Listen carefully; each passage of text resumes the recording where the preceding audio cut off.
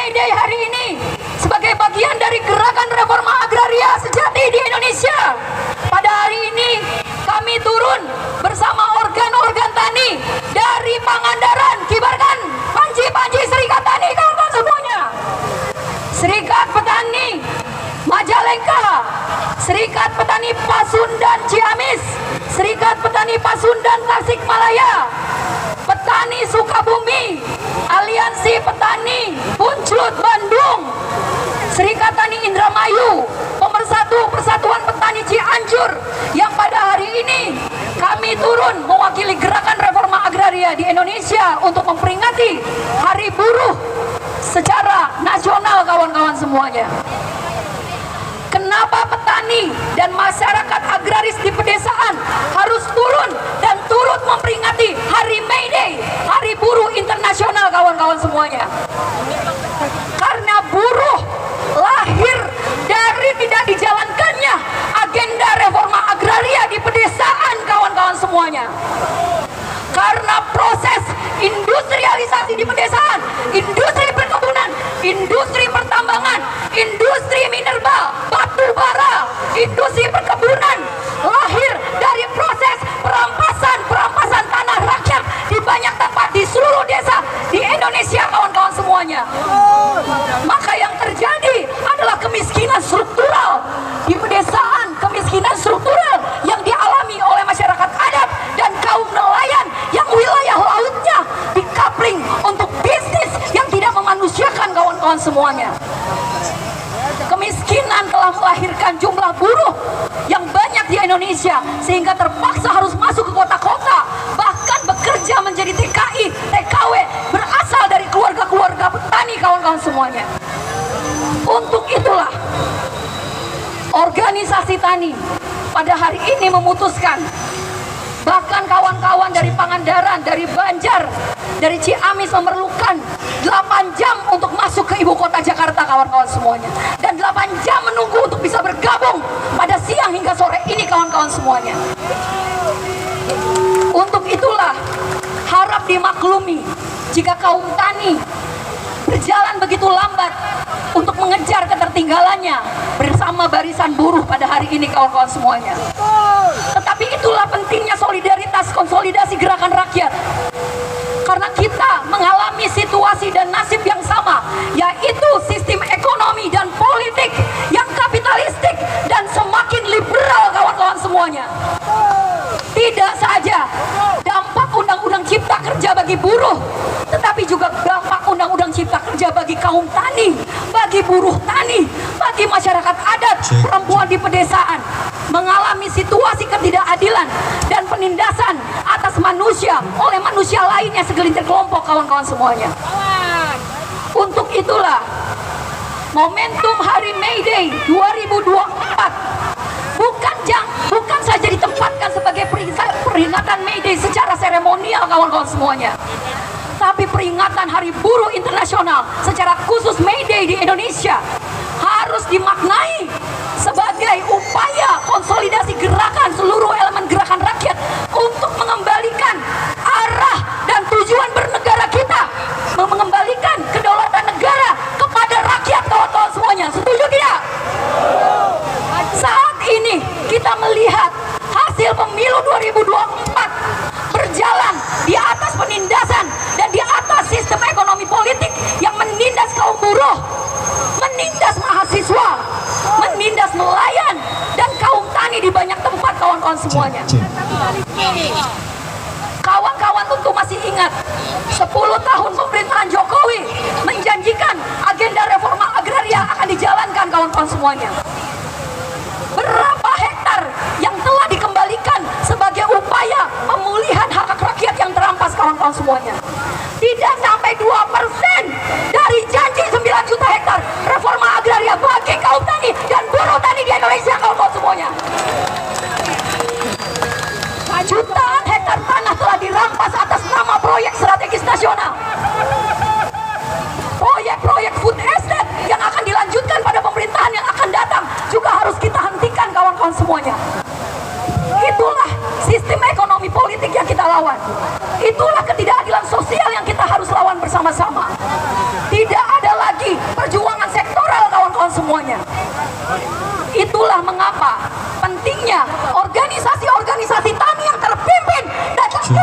bergabung bersama gerakan buruh di seluruh wilayah Indonesia, kawan-kawan semuanya. Itulah uji kita terhadap diri kita sebagai gerakan. Kepemimpinan gerakan buruh untuk melakukan konsolidasi pada hari May Day ini harus kita apresiasi, kawan-kawan semuanya. Inilah contoh bahwa kebangkitan gerakan buruh di May Day tidak hanya mencerminkan perjuangan kelas buruh semata, tapi juga kelas tani, masyarakat agraris di pedesaan, perjuangan perempuan di desa maupun di kota, serta perjuangan gerakan mahasiswa, kawan-kawan semuanya. Kita patut memastikan bahwa momentum May Day tidak sekedar selebrasi satu hari, kawan-kawan, tapi yang harus kita pastikan konsolidasi gerakan rakyat itu terjadi pasca peringatan May Day. Esok, lusa, ketika rezim berganti, kita harus tetap solid sebagai konsolidasi gerakan rakyat yang terorganisir dan terpimpin, yang mencita-citakan keadilan sosial bagi seluruh rakyat Indonesia, kawan-kawan semuanya. Saya ingin menyatakan selamat kepada kawan-kawan buruh, seluruh konfederasi, serikat-serikat buruh baik di nasional maupun di daerah yang pada hari ini tetap merayakan May Day dengan turun ke jalan, kawan-kawan semuanya. Dan kita juga harus meminta maaf kepada kawan-kawan yang merasa pada hari ini terganggu. Kenapa petani juga harus masuk ke Jakarta, kawan-kawan semuanya? Karena selama 1 dekade pemerintahan Jokowi, lebih banyak tanah-tanah yang dirampas ketimbang dikembalikan kepada rakyat, kawan-kawan semuanya. Itulah kenapa gurumisasi di Indonesia semakin masif, petani-petani kecil kita semakin meluas, penangkapan terhadap petani, masyarakat adat, dan nelayan merajalela selama 1 dekade pemerintahan Jokowi. Untuk itulah persatuan dan konsolidasi semangat solidaritas seluruh elemen gerakan rakyat untuk selalu bersolidar, untuk selalu merasa sepenasib sepenanggungan. Ketika ada kaum buruh yang di PHK, ketika ada kaum buruh yang mengalami penindasan, ketika ada kaum buruh yang dianiaya dan diintimidasi karena berserikat, maka kaum tani harus punya semangat solidaritas dan kesenamaan senasib dan sepenanggungan. Begitupun elemen gerakan buruh, kawan-kawan semuanya. Kalau kita mau bicara persatuan sosial, persatuan gerakan rakyat, maka ketika ada petani, ketika ada masyarakat miskin kota yang digusur, maka buruh harus turun ke jalan mengotok tindakan kriminalisasi terhadap kaum tani dan kaum miskin kota yang memperjuangkan hak atas tanahnya, kawan-kawan semuanya. Kita menginginkan kembalinya ideologi konstitusi kita, kawan-kawan semuanya. Undang-undang Poto Agraria menginginkan sosialisme agraria berbasiskan pedesaan, berbasiskan agraria di pedesaan, kawan-kawan semuanya. Tetapi apa yang terjadi? Gurumisasi dan ketimpangan penguasaan tanah semakin tajam. Tanah lebih banyak dikuasai oleh 1% segelintir kelompok di Indonesia, kawan-kawan. Antara kaum buruh dan kaum tani punya kesamaan nasib, bahwa kita menghadapi sistem ekonomi politik yang liberal dan hanya berpihak kepada para pemilik modal, kelompok oligarki, kelompok 1% yang menindas kaum buruh, kaum mahasiswa, pelajar dan para perempuan. Tidak hanya di kota, tidak hanya di pabrik-pabrik, tapi perempuan petani, perempuan nelayan, perempuan adat juga mengalami diskriminasi hak, diancam dalam konteks berserikat. Untuk itulah saya mengajak sebagai perwakilan dari gerakan reforma agraria, dari organisasi-organisasi tani yang pada hari ini turun, mengajak kepada kaum buruh, kepada kaum perempuan, kaum pelajar, kaum mahasiswa, kaum miskin kota, para aktivis HAM, pembela hak asasi manusia, untuk menyatukan konsolidasi gerakan rakyat. Singkirkan ego sektoral dan mari kita kembalikan kekuatan kedaulatan rakyat sehingga negara kembali lurus, negara kembali waras. 1 dekade kita melihat undang-undang cipta kerja telah mempreteli upaya-upaya kaum buruh memperbaiki kebijakan sistem kerja. Apa yang dilakukan oleh Omnibus Law, kebijakan outsourcing, sistem kerja kontrak, pemutusan kerja sepihak, merajalela sejak undang-undang cipta kerja disahkan. Begitu pula sejak undang-undang cipta kerja dilahirkan, pemerintahan Jokowi membentuk satu lembaga baru bernama Bank Tanah, dan sudah 27.000 hektar tanah dilakukan perampasan tanah oleh badan baru hasil dari undang-undang cipta kerja. Kerja, kawan-kawan semuanya. Apalagi dengan agenda pangan kita, kawan-kawan semuanya. Pemerintahan Jokowi menjanjikan kedaulatan pangan akan dicapai selama pemerintahan. Tapi apa yang terjadi? Undang-undang Cipta Kerja merevisi undang-undang pangan dan membuka keran impor serta memastikan situasi petani di pedesaan semakin terpuruk karena tidak bersaing dengan pangan impor. Itulah semangat kapitalisme dan liberalisme yang dikandung di dalam undang-undang Cipta Kerja.